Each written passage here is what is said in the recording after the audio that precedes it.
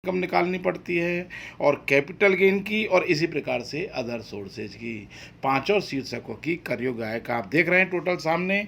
इस टोटल को बोलते हैं ग्रॉस टोटल इनकम। इस ग्रॉस टोटल इनकम में कुछ डीम्ड इनकम है उनको भी एडजस्ट किया जाता है और अगर कोई हानि होती है तो हानियों की पूर्ति भी की जाती है। इस जीटीआई में से डिडक्शन है ए आयों संबंधी कटौतियाँ और बी भुगतानों संबंधी कटौतियाँ जो इनके ऊपर लागू होती है उनको घटा दिया जाता है और ये टीटीआई कहलाता है। इस प्रकार से चैप्टर लगभग समाप्त हो जाता है। इसमें एक छोटा सा पार्ट और आता है एग्रीकल्चर इनकम, ये भी एक बहुत बड़ा हिस्सा है।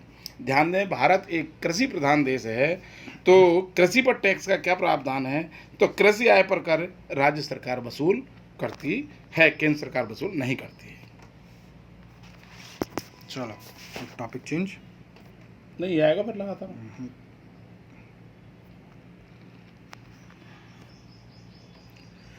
जो कृषि आय के बारे में हम बात कर रहे हैं, ये कृषि आय राज्य सरकार वसूल करती है, केंद्र सरकार वसूल नहीं करते। भारत एक कृषि प्रधान देश है बच्चों, तो भारतीय कृषि आय पूर्णतया कर मुक्त होती है। अगर इस पर हम टैक्स लगा देंगे तो प्रकृति के ऊपर निर्भर करता है, बरसात हुई नहीं हुई किसान तो बर्बाद हो जाएगा। इसलिए आयकर अधिनियम के अंतर्गत भारतीय कृषि आय को पूर्णतया कर मुक्त रखा गया है। लेकिन हाँ, आयकर की गणना करते समय इसको ध्यान में रखा जाता है। जबकि विदेशी कृषि आय है वो पूर्णतया कर योग्य होती है, उस पर किसी प्रकार की कोई कर मुक्ति का लाभ नहीं दिया जाता है। हम कृषि आय किसको माने, इसमें ध्यान करना 4 स्टेप होने चाहिए तभी कृषि आय मानी जाएगी।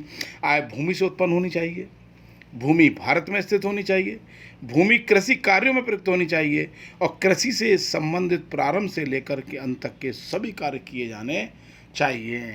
ऐसा नहीं कि अपन बीच में आधा काम करें तो वो अपनी कृषि आय में शामिल नहीं की जाएगी।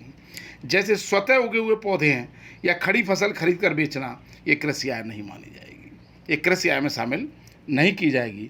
पशुओं से दूध, घी, मक्खन आदि की आय कृषि आय मानी जाती है, बशर्ते पशु कृषि कार्य हेतु प्रयोग में लिए जाएं। लेकिन मान लो आपने डेयरी चला रखी है दूध की और वहाँ आपने गाय भैंस जानवर बांध रखे हैं और फिर दूध को बेचते हो, तो वो आपकी बिजनेस की इनकम मानी जाएगी, वो आपकी कृषि आय नहीं मानी जाएगी। तंबाकू को सुखाना, गन्ने के रस से गुड़ बनाना कृषि आय माना जाता है।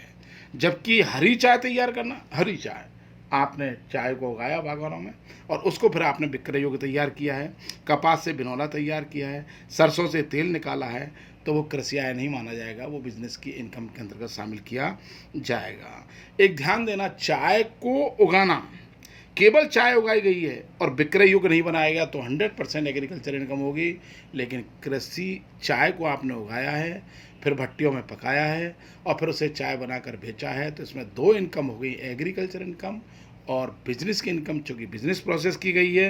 अतः इसमें से एक नियम बना दिया करें, 60% आय कृषि आय मानी जाएगी। मैं आपको एक उदाहरण जो बताना चाहता हूँ वो ये है, छोटा सा एक उदाहरण है, किताब में दिया गया है।